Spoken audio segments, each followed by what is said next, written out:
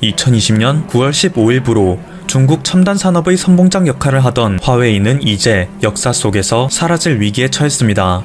화웨이가 그동안 쌓아놨던 반도체 등의 소재를 전부 소진했지만 이제는 더 이상 추가적으로 구매할 수 있는 방법이 없기 때문인데요.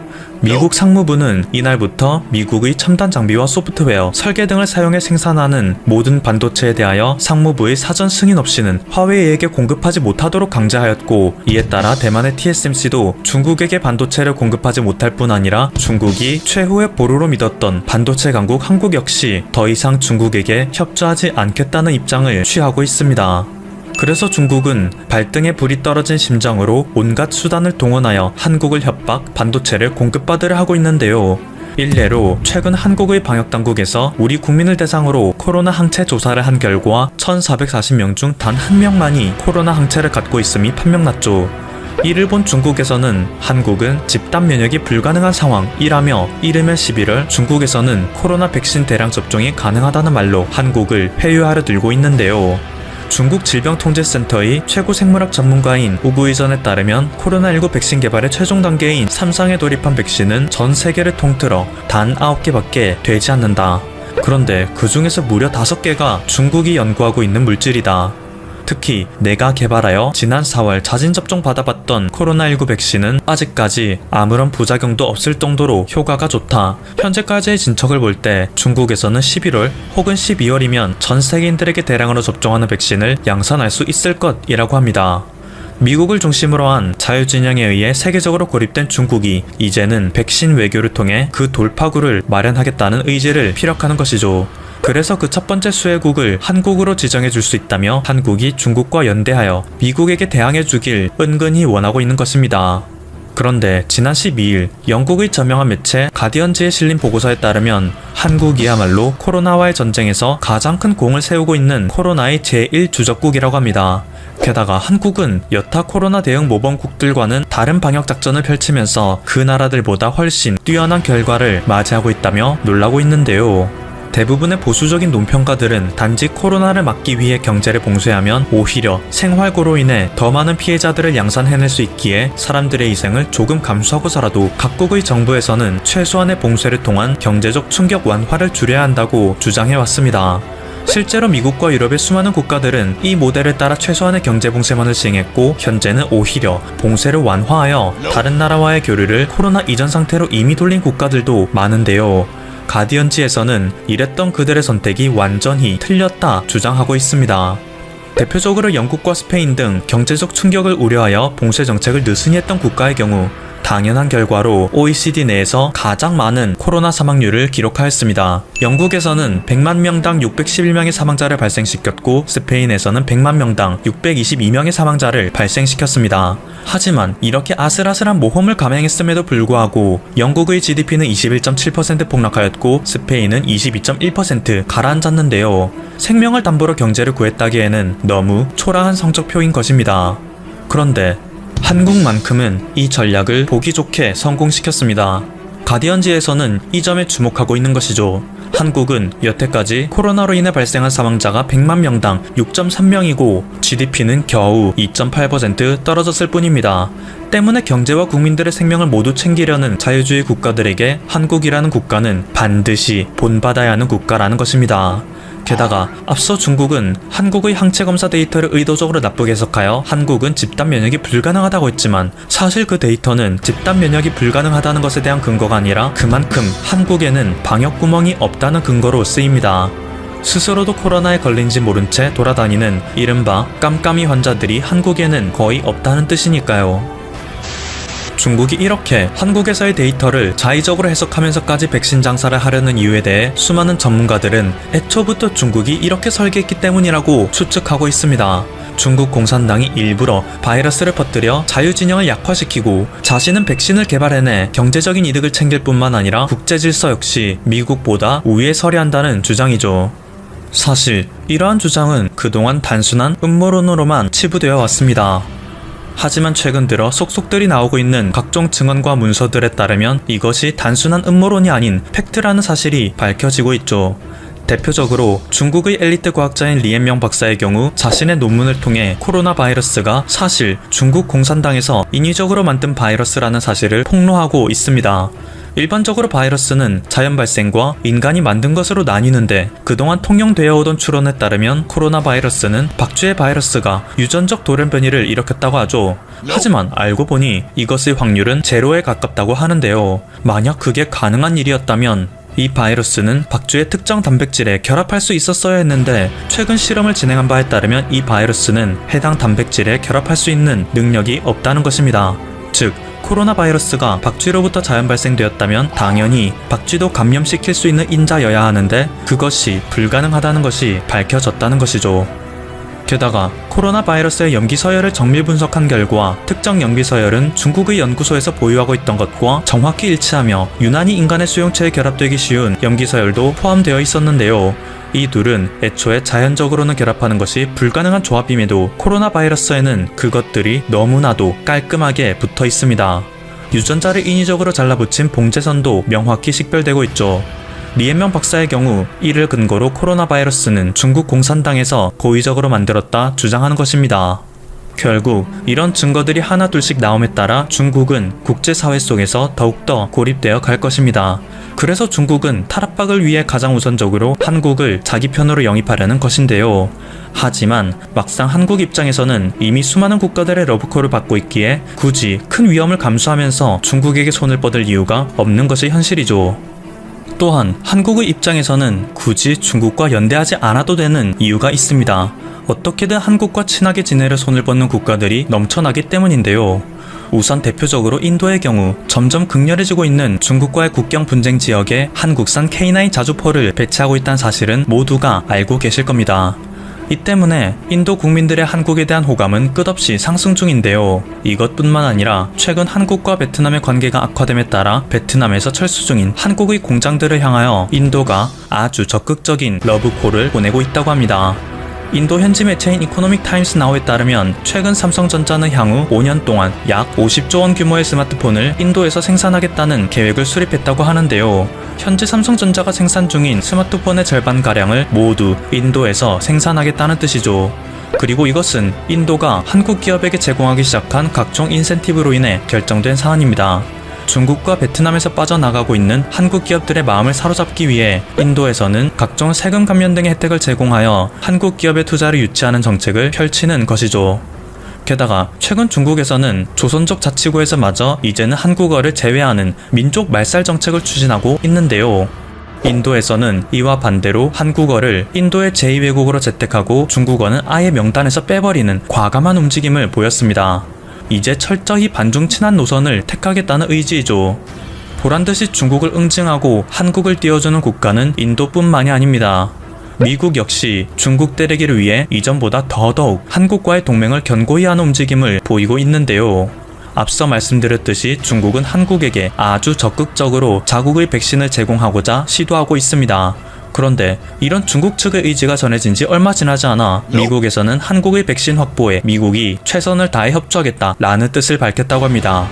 최근 한국에서는 국민의 60%가 우선적으로 접종받을 수 있는 3천만 명분의 백신을 확보하겠다고 공식 발표하였는데 중국과 미국이 서로 앞다퉈 한국에게 제공하겠다 나서고 있는 상황이죠. 특히 메릴랜드 소재 바이오 기업 노바백스의 경우 코로나 백신을 대량으로 제조하는 능력을 확보하여 늦어도 내년 초에는 전 세계적인 수요를 감당할 만큼의 백신을 생산해낼 수 있다 자신감을 보이고 있는데요.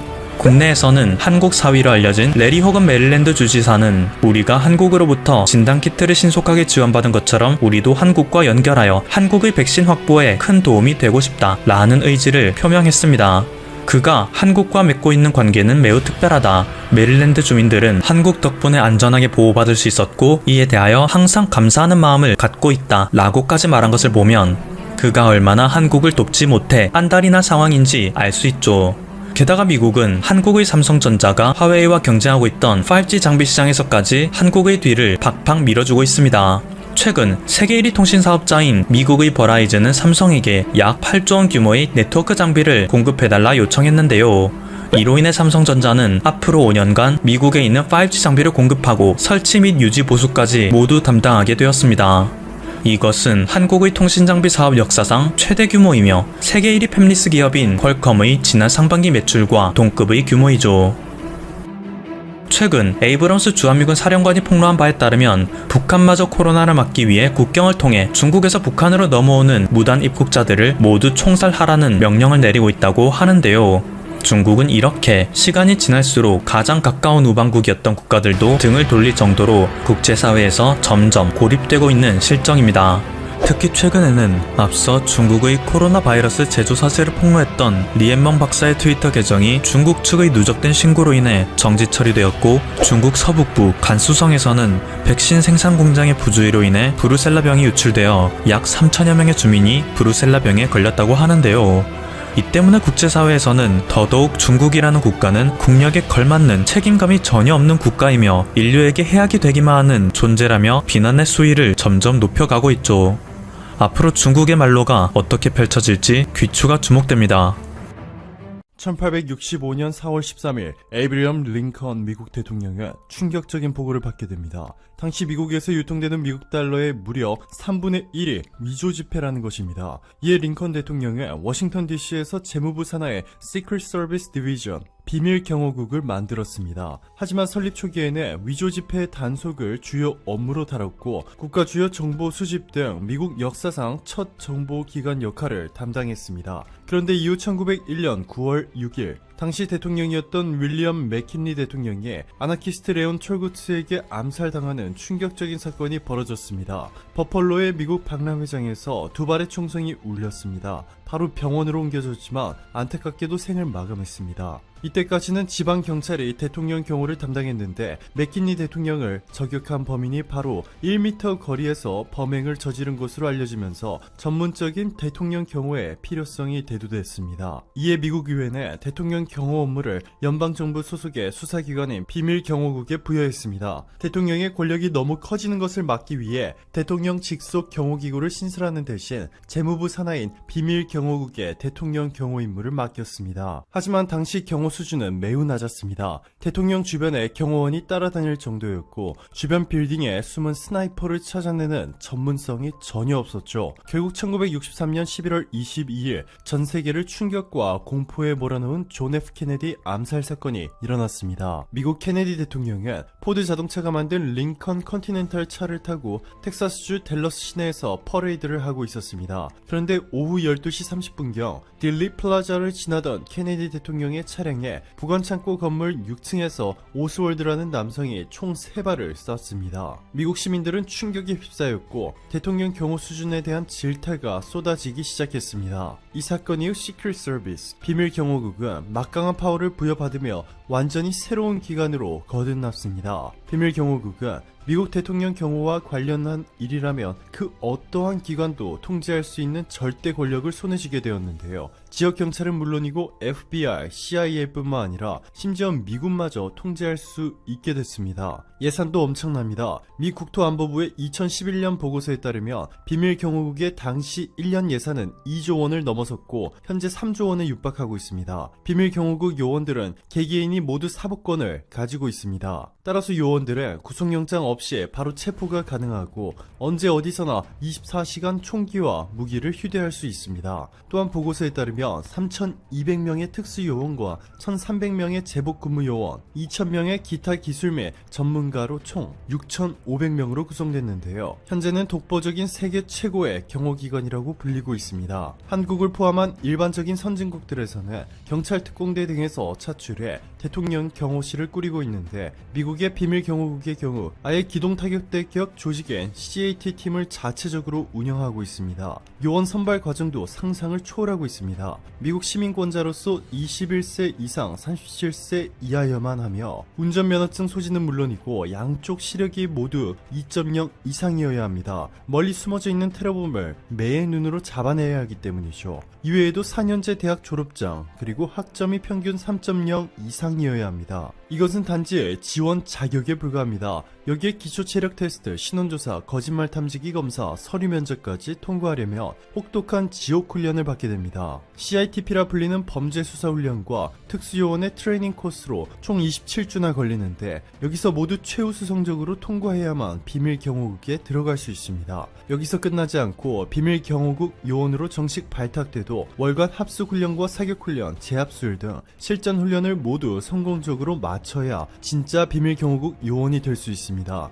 즉 체력만 좋고 싸움을 잘한다고 될 수 있는 것이 아니라 공부도 최상위급으로 잘해야 하기 때문에 대부분 엄청난 스펙과 운동신경, 누구보다 뛰어난 두뇌를 겸비하고 프랑스어, 스페인어 등 여러 나라 언어 구사 능력까지 보유하고 있습니다. 실제로 요원들 중 60%는 석사학위 출신, 20%는 박사학위를 지니고 있습니다. 그런데 이렇게 말도 안 되는 경쟁률을 뚫고 요원이 된다 하더라도 처음 몇 년 동안은 위조 화폐 관련 업무만 맡게 됩니다. 5년 이상 위조 지폐 관련 근무를 하고 난 뒤에야 비로소 대통령 보호 부서에 지원할 수 있는 기회가 주어지는데 여기서 또 한 차례 테스트를 통과해야 합니다. 여기서 통과하더라도 또 몇 년 동안 지옥 훈련을 연상케 하는 훈련을 거치고 난 뒤에야 실전에 투입되죠. 블룸버그 통신은 비밀 경호국 요원이 되는 것이 어느 유명 로펌보다 어렵고 심지어 하버드 대학교 입학하는 것보다 더 경쟁이 치열하다 전했습니다. 자, 그런데 놀라운 일이 벌어졌습니다. 지난 20일 조 바이든 제46대 미국 대통령이 취임한 가운데 취임식 내내 그의 뒤를 그림자처럼 따라다닌 아시아계 보디가드의 정체에 전 세계의 이목이 집중됐습니다. 그의 이름은 데이비드 조. 미국인들과 미국 언론들은 그를 완벽주의자라고 불렀습니다. MBC 뉴스는 미국 대통령 취임식에서 두 명의 조가 있었다. 조 바이든과 데이비드 조. 조 바이든 대통령이 취임식에서 경호를 맡은 미국 비밀경호국 요원 데이비드 조의 사진이 한국 사회에 빠르게 퍼졌다 보도했습니다. 조 바이든과 데이비드 조 두 명의 이름에서 조가 같은 발음이다 보니 일부 미국 네티즌들은 조 바이든의 친척 데이비드 조, 또 다른 미국인은 조 바이든의 수석 가드 데이비드 조씨 가족이 백악관을 점령한다 라는 농담을 던지기도 했습니다. 한국계인 데이비드 조의 경호 경력은 화려했습니다. 지난 2008년부터 2016년까지 조 바이든 대통령이 부통령으로 있을 때도 경호했고 트럼프 행정부에서는 대통령 경호팀 넘버 2에 오른 경험이 있는데요. 이런 공로를 인정받아 지난 2018년 미 국토안보부 장관이 수여하는 우수 공무원을 위한 금메달을 수상하기도 했습니다. 비밀 경호국 요원 동료들은 그를 평가가 훌륭한 완벽주의자라고 불렀습니다. 데이비드 조는 비밀 경호국에서 백악관 일대 보안 계획 전반을 관리하는 역할까지 맡은 경호 총책임자입니다. 비밀 경호국 넘버 1이 된 것이죠. 유명 영화 감독 필립 엉은 자신의 트위터를 통해 내가 아침에 본 장면은 너무 좋았다. 특히 아시아인 비밀 경호국 요원 데이비드 조, 그에 대한 액션 영화를 볼 수 있는 날이 올까 말했고, 로스앤젤레스에 위치한 일본 신문 라프 신포는 한국계 요원이 미국 대통령의 경호 총책임을 맡았다. 한국인인 데이비드 조는 대통령의 모든 경호를 담당하는 최초의 아시아계 미국 특별 요원이다 보도했고, 워싱턴 포스트는 데이비드 조는 완벽주의 감독관이다 극찬했습니다. 이로써 미국 내 한국인들의 영향력은 빠른 속도로 팽창하고 있습니다. 대통령 경호 총책임자 데이비드 조에 이어서 취임식에서 한복을 입고 참석해 화제가 됐던 한국계 여성 연방 하원의원인 메릴린 스트릭랜드, 뉴저지주 3지구에서 재선에 성공한 앤디 김, 그리고 캘리포니아주 39지구의 영캠, 캘리포니아주 48지구의 미셸 박스틸까지 총 5명의 한국계 의원이 후보로 나왔는데 그중 4명이 당선됐습니다. 불과 2년 전 한국인 연방의원 앤디 김 1명이 당선되자 난리였는데 지각 변동이 일어났습니다. 오늘도 감사합니다. 최고로 멋진 하루 보내시길 바랄게요.